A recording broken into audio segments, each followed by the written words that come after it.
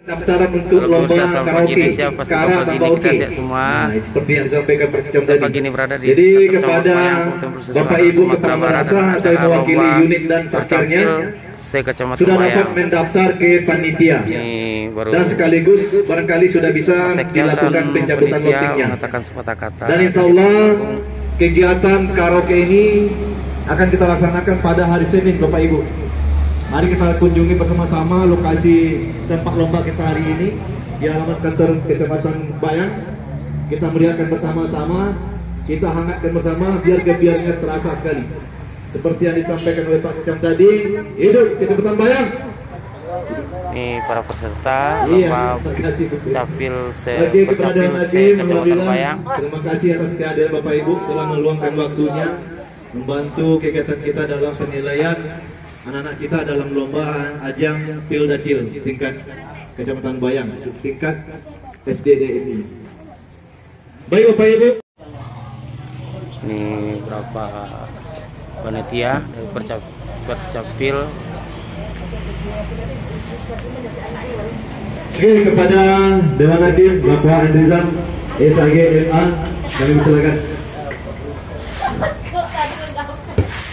Assalamualaikum warahmatullahi wabarakatuh. Kita dengarkan Pengarang dari Dewan Hakim. Pertama, langsung saja ya. Kami tidak menerima waktu berapa Pak? Waktu tampil 5 sampai 7 menit. Waktu 5 sampai 7 menit. Ya. Oke, itu panitia menekan waktu. Yang akan dinilai dalam penampilan dai cilik nanti pertama adalah materi dan isi. Jadi materi dan isi itu nanti banyak. Sekali lagi pemirsa, inilah rangkumannya arahan dari Dewan Hakim yang akan dinilai oleh Bapak Haji Susanto SAGMA.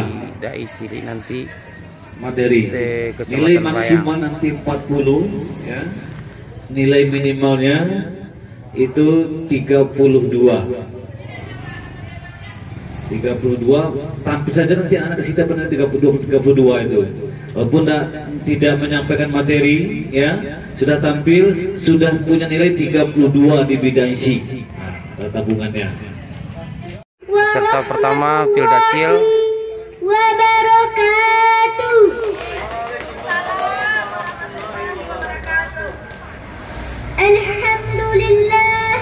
Alhamdulillahi Rabbil Alamin. Assalatu wassalamu ala ashrafil anbiya'i wal mursalin wa ala alihi wa sahbihi rasulillahi ajma'in. Puji syukur kita ucapkan kehadirat Allah Subhanahu wa ta'ala yang telah melimpahkan rahmatnya kepada kita semua hingga kita telah hadir di kantor Camat Bayang ini.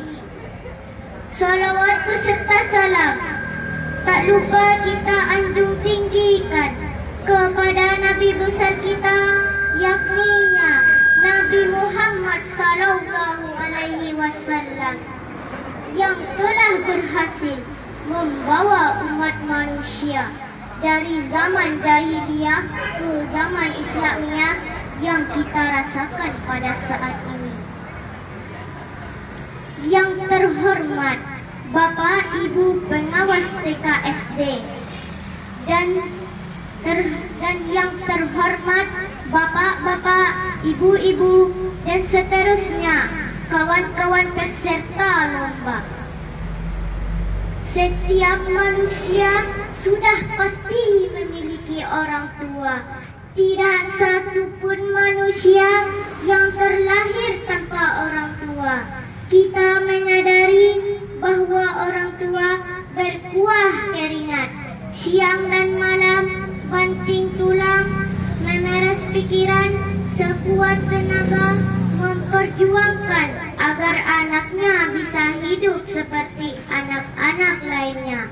Karena itu, saat ini izinkan saya untuk menyampaikan sebuah pidato yang berjudul Berbakti kepada kedua orang tua.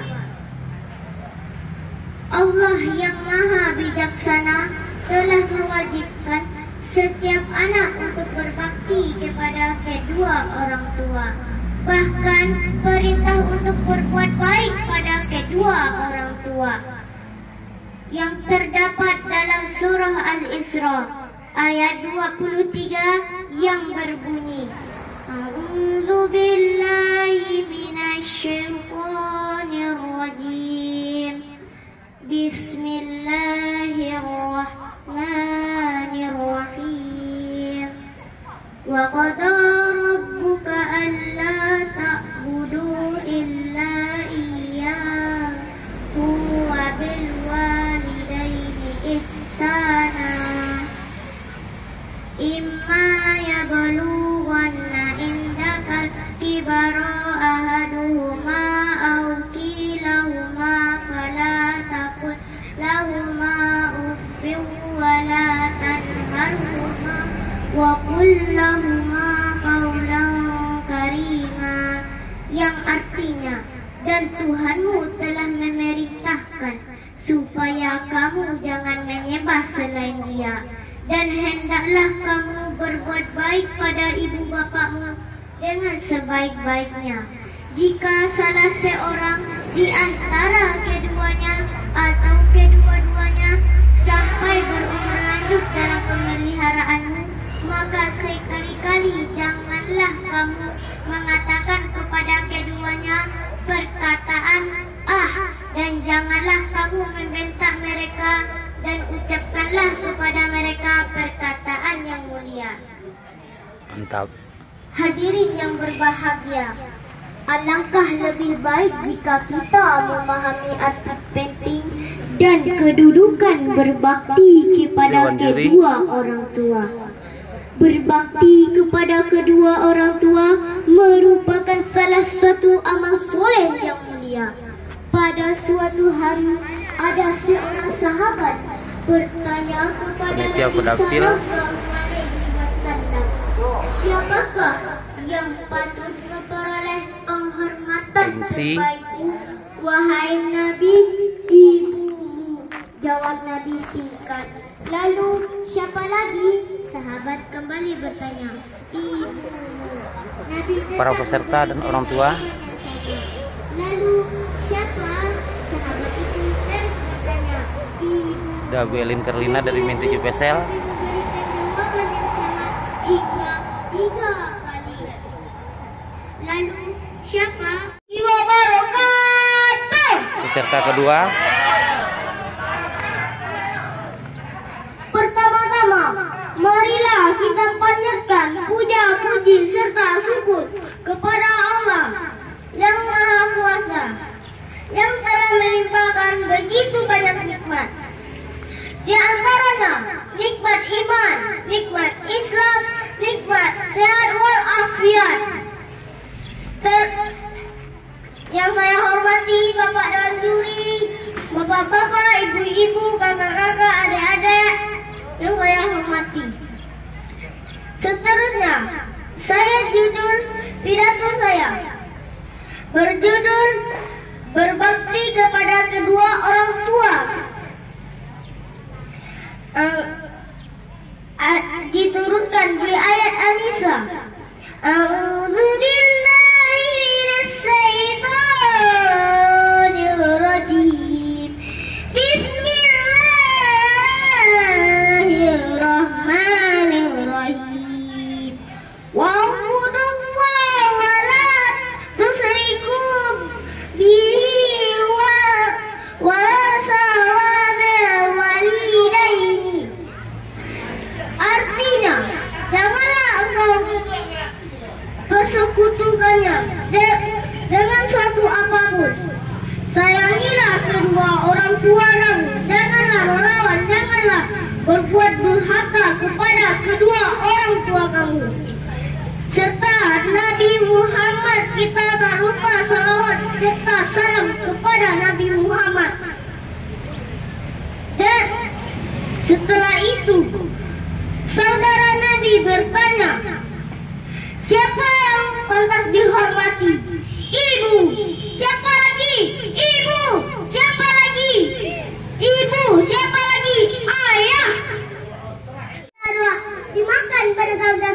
peserta nomor 23. Assalamualaikum warahmatullahi wabarakatuh.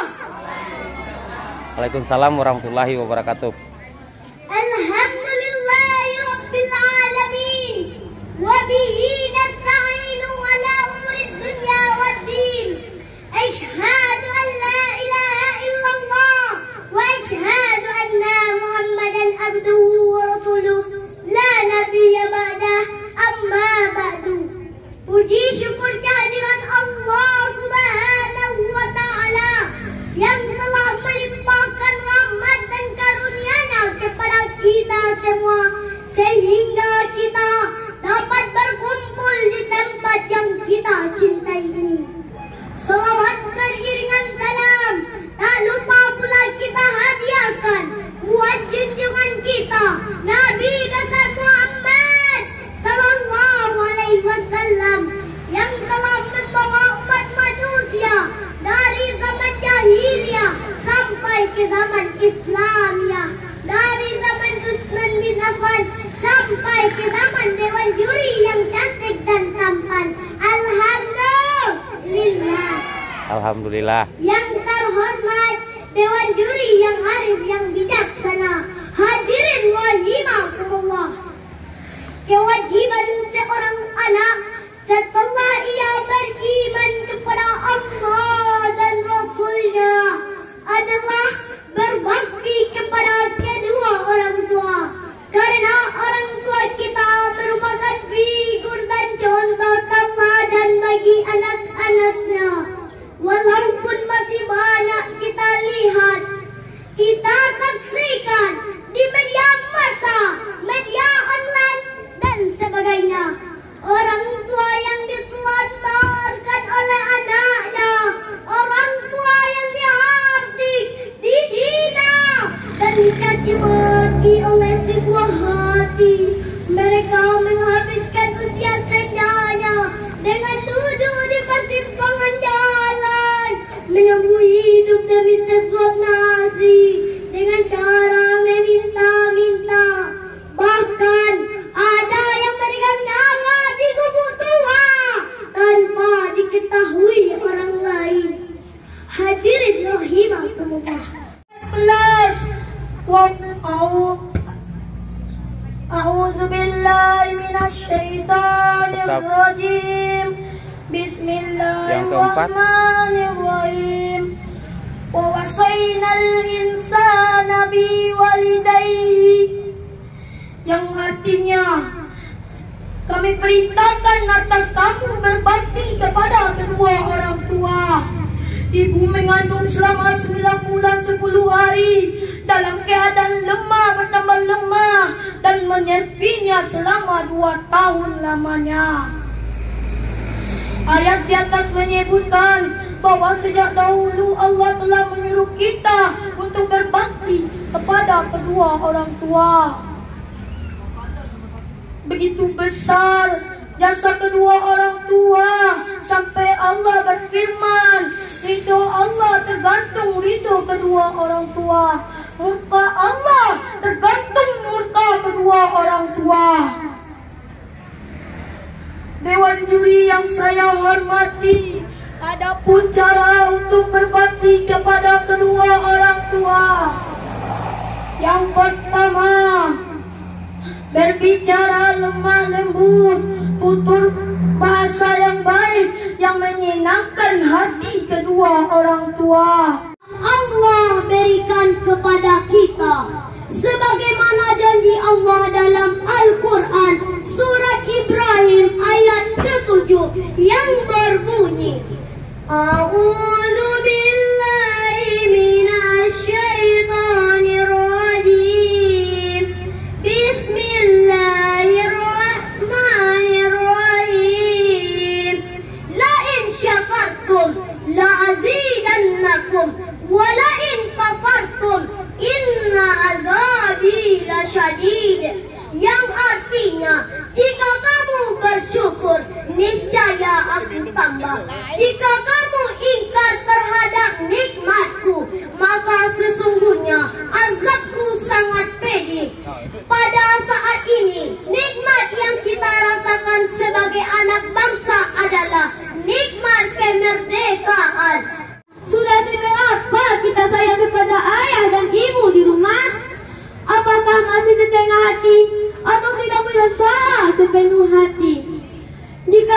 sepenuh hati, maka ucapkanlah Alhamdulillah.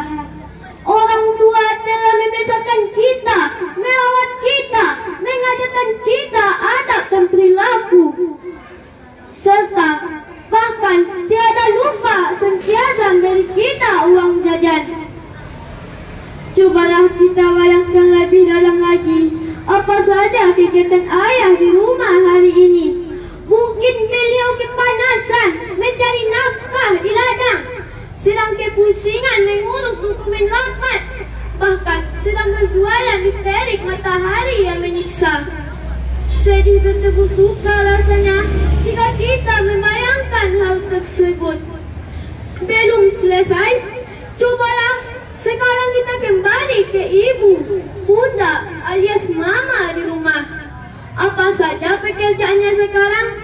Ibu sudah menyiapkan sarapan sebelum matahari bangun, mencuci piring, mencuci baju, melipat baju, mengurus rumah, bahkan ikut berjuang bersama ayah untuk mencukupi kita untuk ke sekolah.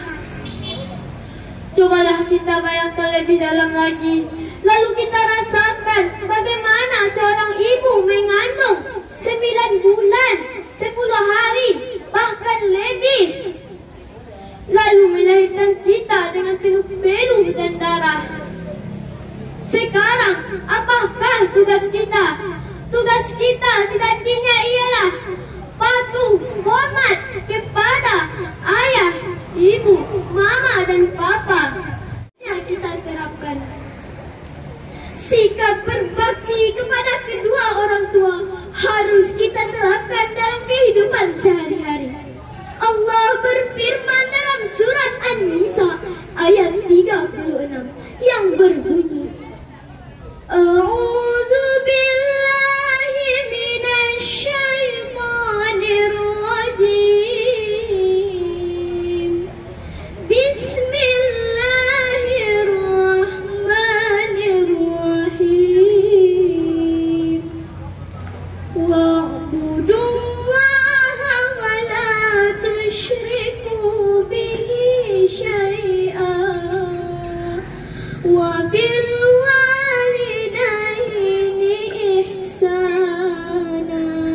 yang artinya, dan sembahlah Allah dan janganlah kamu mempersekutukannya dengan sesuatu apapun, dan berbuat baiklah kamu kepada kedua orang tua. Surat An-Nisa ayat 30. Jamaah rahimakumullah, begitulah Allah menganjurkan kepada kita untuk selalu berbakti kepada kedua orang tua setelah menyembahnya. Ada sebuah kisah sahabat Nabi. Pada suatu hari, salah seorang sahabat Nabi bertanya kepada Nabi, "Wahai Nabi, siapakah yang harus saya hormati?" Nabi menjawab, "Ibumu." "Lalu siapa lagi wahai Nabi?" Nabi menjawab dengan jawaban yang sama, "Ibumu." "Lalu siapa lagi wahai Nabi?" "Ibumu." Lalu sahabat Nabi bertanya untuk keempat kalinya, "Lalu siapa lagi yang harus saya hormati wahai Nabi?" Nabi menjawab, "Ayahku." Bapak dan ibu serta teman-teman yang dirahmati Allah, 3 kali Nabi menganjurkan kepada kita untuk memuliakan ibu, sedangkan ayah hanya 1 kali. Kenapa?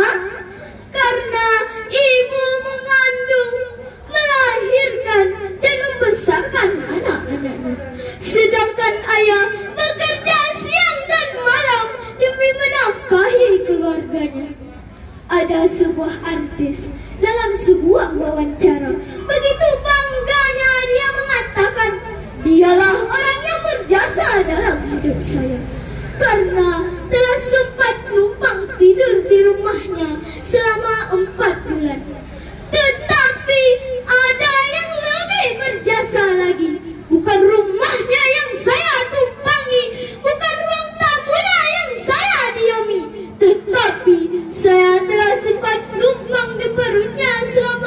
bulan.